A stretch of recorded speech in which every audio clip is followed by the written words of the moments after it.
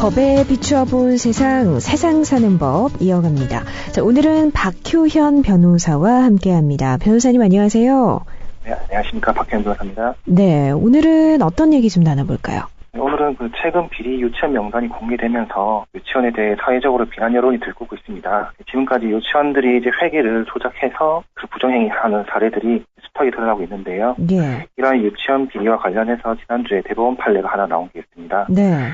어린이집 원장이 유치원의 공급 일부를 무단으로 사용한 사실이 밝혀져서 횡령 혐의로 기소되었는데요. 그런데 대법원에서 이게 무죄가 선고되었습니다.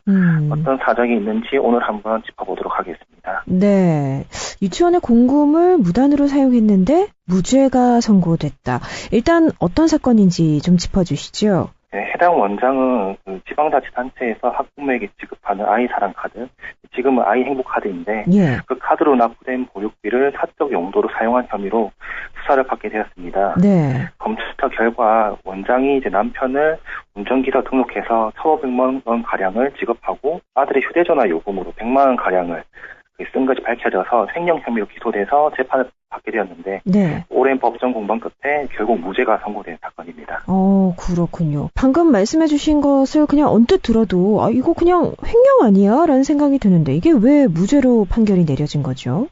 네. 그거에 관련해서는 조금 이제 구체적인 법리 설명이 필요한데요. 예. 우리가 어느 피고인을 처벌하려면 그 사람에게 범죄 사실을 인정해야 되는 건데 이 사건 같은 경우에는 해당 원장에게 횡령 사실이 인정돼야지 범죄가 되는 거고요. 예. 그런데 이런 게 있어요. 이 범죄 사실이 특정되어야 합니다. 예를 들면 횡령을 했는데 구체적으로 자신이 아닌 타인의 돈을 구체적으로 얼마 썼다 하는 범죄 사실을 콕 집어서 특정할 수 있어야 되는데 네.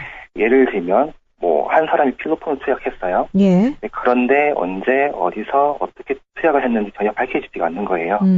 그렇게 된다면은 범죄 사실이 특정되지 않아서 범죄가 성립한다고 볼 수가 없다는 게 일반적인 법리입니다. 네. 이를 밝혀내는 것이 이제 바로 재판에서 검사의 역할이기도 하고요. 네네네. 본 사안 같은 경우에는 이제 대법원이 들여다보니 해당 원장은 돈 관리를 통장 한 개로 다 관리를 했는데 예. 이걸 보니 방금 말씀하신 자기 돈이 아닌 보조금 같은 공금도 들어있었고 또 순수하게 자기 개인 돈도 들어있었고 그런 상황이었던 거죠. 이게 섞여 있었군요. 네, 그렇죠. 그렇게 막 자기 돈과 남의 돈이 섞여 있는 상황에서 그 돈의 일부를 개인적으로 이용한 거거든요. 횡령죄가 성립하려면 자기 돈이 아니라 남의 돈을 써야 되는데 네. 이런 상황이다 보니까 이게 보기에 따라서는 자기 돈 쓴 것 같기도 하고 공금 쓴 것 같기도 하고 애매하다. 즉 앞서 말씀드린 것처럼 이 사람이 정말 남의 돈을 썼는지 특정이 되지 않았던 것입니다. 예. 그런데 우리 형사법의 대원칙이 의심스러울 때는 피고인의 이익으로 하라는 말이 있어요. 네. 그 원칙에 따라서 결국은 원장 개인 돈도 있고 공금도 있고 그렇게 섞여 있는 상태에서 돈을 썼고 공금을 썼다고는 볼 수 없다.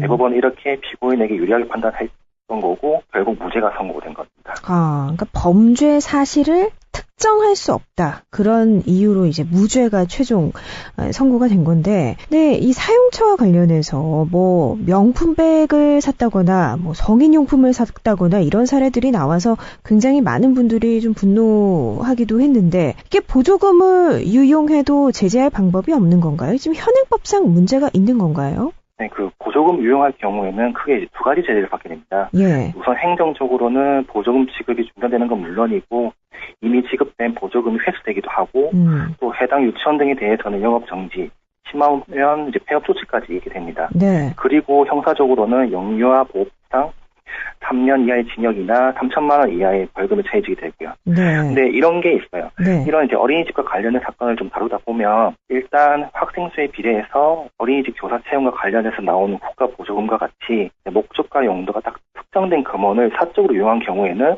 쉽게 처벌이 가능합니다. 네. 근데 문제는 본건과 같이 무상보육지원금, 즉 아이사랑 카드의 형태로 학부형들에게 지급되는 금원의 경우는 좀 문제가 돼요. 왜냐하면 이러한 무상보육지원금의 경우에는 학부형들에게 지급하는 것이고 예. 이걸 쓰고 말고는 학부형들의 자유다. 그러니까 이걸로 어린이집에 결제를 하는 경우 그 돈은 그냥 그 운영 주체인 해당 유치원이나 경영자의 소유가 된다. 즉 자기 돈 자기가 쓰는 거니까 죄가 안 된다. 이런 논리로 갑니다. 그러니까 이게 어떻게 보면 좀 허점이 있다는 건데 그러면 이 부분에 대해서 좀 현실적으로 좀 처벌이 어려운 건가요? 실제로 무혐의 처분이 내려진 좀 사례가 많은 건가요? 네, 아무래도 좀 그런 처벌이 어려운 경우가 있죠. 네. 알려진 바에 따르면은 이제 서울시와 경기도 교육청이 유사한 사안에 대해서 횡령죄로 한 22건의 유치원 등 고발한 적이 있는데 네. 모두 무혐의 처분이 난 것으로 알려져 있습니다. 그렇군요.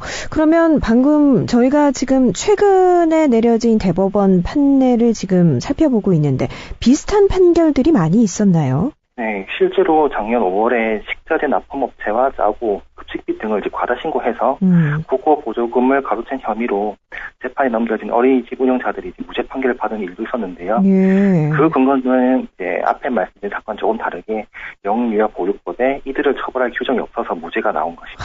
그렇군요. 이런 부분들은 정말 빨리 좀 보완이 돼야 될 것 같습니다.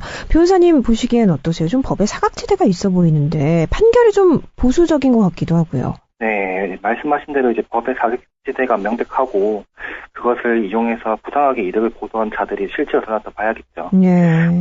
저와 같은 변호사들은 물론이고 이제 법을 적용하는 판사, 검사들은 기본적으로 정해진 법률을 토대로 그것을 법리에 맞게 해석하고 적용하는 일을 하고 있거든요. 네. 좀 극단적으로 말씀드리자면 이게 아무래도 제가 있는 것 같지만 처벌의 근거인 법률이 없거나 허술하게 되어 있으면은 그에 맞게 처벌을 할 수가 없습니다. 이런 구조를 보면 사실 사법부 자체 문제도 분명히 있어 보이지만은 네. 보다 근본적인 문제는 입법자, 즉 국회와 국회의원이 법률을 제대로 만들지 않아서 혹은 이제 사회 변화에 따라 적절하게 이를 개정하지 않아서 생기는 것이 아닐까 생각됩니다. 근본적으로는 이러한 부분에 대해서 법 개정과 그에 따른 제도 개선이 필요하리라 생각합니다. 네, 좀 허점이 너무나 뚜렷하게 드러납니다. 법의 사각지대도 분명히 있어 보이고요. 이 부분들 특별히 좀 입법자들, 국회에서 좀 빨리 해결을 봐주기를 또 시민의 한 사람으로서 바라게 되네요. 오늘은 최근에 있었던 이 유치원 공금 횡령 문제, 유용 문제에 대한 대법원의 판결을 함께 좀 짚어봤습니다. 지금까지 박효현 변호사였습니다. 고맙습니다. 네, 고맙습니다.